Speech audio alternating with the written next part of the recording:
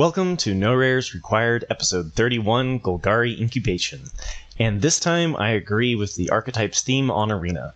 I found Golgari mostly to be about removal and cards with incubation synergies, so I must admit I haven't ended up in this space very often. Most commonly I end up there because of opening a black bomb, following it up with some more black removal, and then green being the second color that is open. That being said, there are some interesting things that Golgari is doing that makes it its own unique archetype. First off, my tier 1 common is Deadly Derision. No real surprise there, but when you combine this with cards in green, which already have access to cards that help you splash, like Blighted Burgeoning and Invasion of Zendikar, I think it is easy for Golgari to slip into Abzan, or white-black-green, or Sultai, black-green-blue, if you're following the Phyrexian synergies, or even Juned, black-red-green, for cheap removal like Volcanic Spite, since Deadly Derision gives you a treasure token, and in general Golgari seems to be the archetype where 4-color soup is quite an easy option. Now, I'm not saying that you should splash for a third color, because it comes with the drawback of a less consistent mana base, but the option is definitely available in Golgari. I put Final Flourish at tier 2. At the beginning of the set, Final Flourish was a top performer because you could snag someone flipping a card like Blight Reaper Thallid, or Order of the Mirror, or Kinra Spellspear, any of the double-faced cards that transform for 3 and a Phyrexian mana. At this point, people are aware that flipping while your opponent has mana open is a way to just lose the game, so I've come down a little bit on Final Flourish, but it is still a great removal spell that you want to pick up. Also at tier 2, I put Alabaster Host Intercessor, but I do want to add an asterisk. This is if you have decided to be Abzan, white, black, green, since it helps you find your planes splash with the 2 planes cycling. It's also a Phyrexian, and it's also removal. It tends to get taken around pick 5 or 6, but because the land cyclers are useful if you are playing more than 2 colors, and if you've decided to join the dark side of splashing for power, you'll want 1 or 2 Alabaster Host Intercessors as your top end. Now for tier 3, Cosmic Hunger, once again more removal. Incubator tokens take a long time just in their design, since you have to create them and then spend the 2 mana to activate them. This lends itself to a mid-range or attrition strategy, which means you are going to see more bombs from your opponent and need more interaction to remove those bombs. Cosmic Hunger is worse than Final Flourish and Deadly Derision at common, since it can get 2-for-1'd by your opponent's removal, but your large 5/5 Incubator tokens bite quite well, and I think Cosmic Hunger is happiest in Golgari. Overgrown Pest, I also put at tier 3. I really want to hit turns 4, 5, 6 lands, with how I approach Golgari. Overgrown Pest doesn't have a bomb like Atali to hit like it does in Gruul, but between wanting to hit your later curve and finding cards that are good enough like Herbology Instructor, I've found these pests to be quite useful.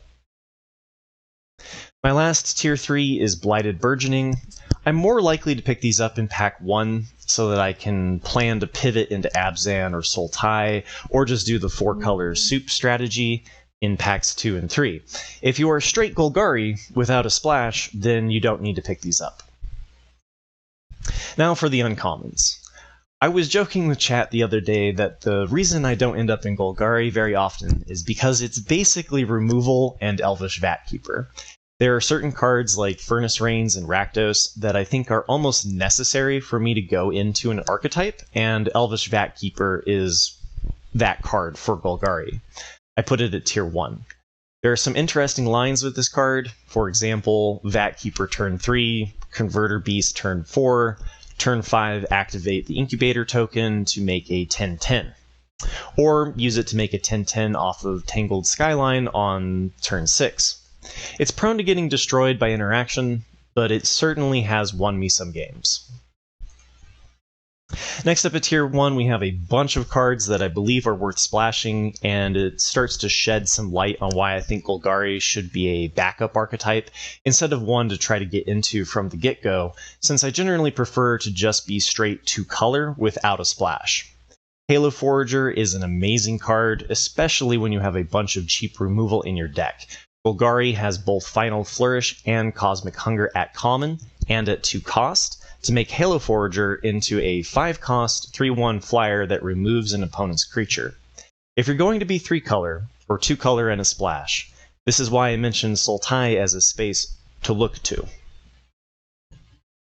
Also at Tier 1 is Invasion of Amonkhet, not quite a Tier S mythic level uncommon like it is in Dimir, since as a splash you will likely not get this down on turn 3 when it's easier to flip, but I think Golgari is Amonkhet's second best archetype and another reason to splash blue. And my last Tier 1 uncommon for Golgari is Norn's Inquisitor. Obviously stronger in a white archetype since it's a great turn to play.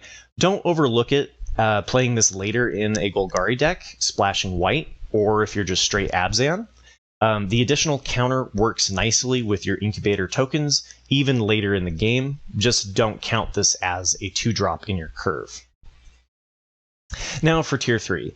Collective Nightmare is best in Dimir because of Preening Champion, making your Convoke payoffs better.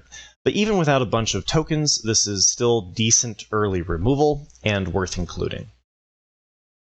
I also put Herbology Instructor at Tier 3.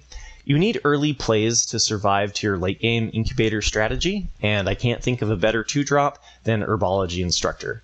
It flips for black Phyrexian mana into additional removal, so it's not surprising that it performs the best in Golgari of any archetype. My next Tier 2 uncommon is Tandem Takedown. Yes, even more removal. This is one of those archetypes where there's no such thing as too much removal. Eventually outvaluing your opponent with big, beefy Incubator tokens is the name of the game, and Tandem Takedown is great removal, since especially if you target 2 large creatures, it won't get 2-for-1'd by your opponent's removal. And I misspoke earlier on Herbology Instructor. I think I said Tier 3. I put it at Tier 2. Tangled Skyline, I put it Tier 3. There are 10 uncommons that I put at Tier 3 that are all somewhat mediocre or replaceable with other cards. So instead of listing them out individually, I'll just mention them here briefly. Merciless Repurposing is good removal. Blight Reaper Thalid is an okay 2-drop. Scorn Blade Berserker is an okay 1-drop. Invasion of Eldraine can be good if you have Nezumi Informants at common, since making your opponent's hand smaller makes your removal better. And then Sandstalker Moloch bites well and pairs well with Cosmic Hunger. Finn the Fangbearer is a good 2-drop to slow your opponent down because of the Death Touch. And somewhat same with Streetwise Negotiator. It's a good 2-drop, a 3/3. And then Invasion of Zendikar can be good if you are doing the 4-color green soup strategy. Tangled Skyline is at the top of Tier 3 and deserves the spotlight.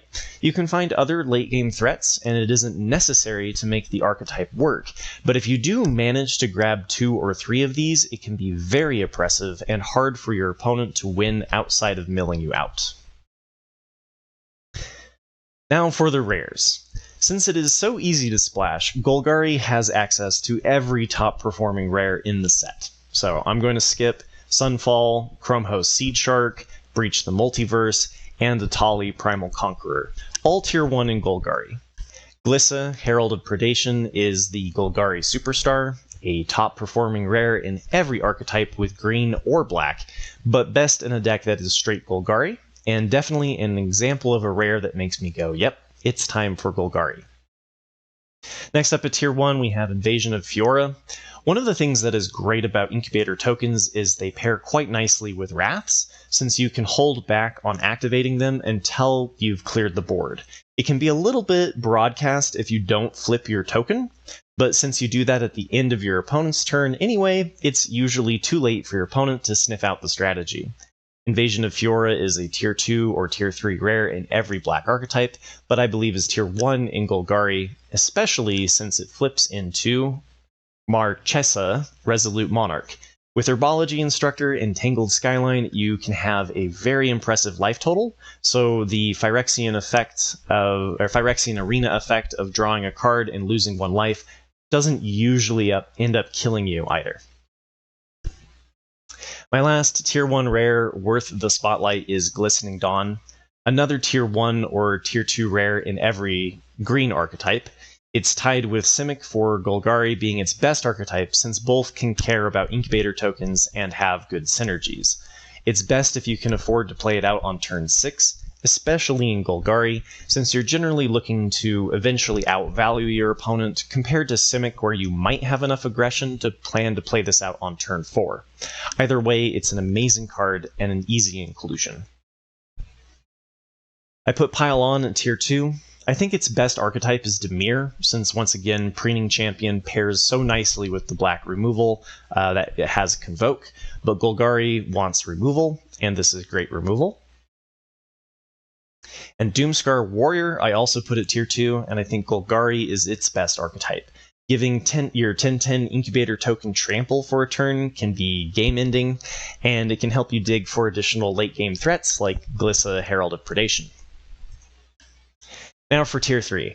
I'm going to skip Hoarding Broodlord, best in Orsov, which I'll cover tomorrow. Gyruda, Doom of Depths, best in Dimir because of the mill and the blue-black split mana cost, but I think Golgari is its second best archetype since it makes an excellent late-game threat. Bloated Processor, best in Dimir, since it pairs oh so nicely with Cybin Cryptomancer, the blue hexproof backup creature. Polychronos Reborn, best in Selesnya or Simic. Ancient Imperiosaur, best in Gruul because of Ral's reinforcements to convoke early. Invasion of Ixalan, best in Selesnya and Gruul because of backup synergies. Lurrus, best in Azorius. Galta and Mavrin, best in Selesnya because of the double tip white, but sometimes a doable splash. Same with Boonbringer Valkyrie. Grafted Butcher and Archpriest of Shadows, both best in Orsov, and I'll cover them tomorrow. The Ozolith, best in Selesnya because of counter strategies, synergies.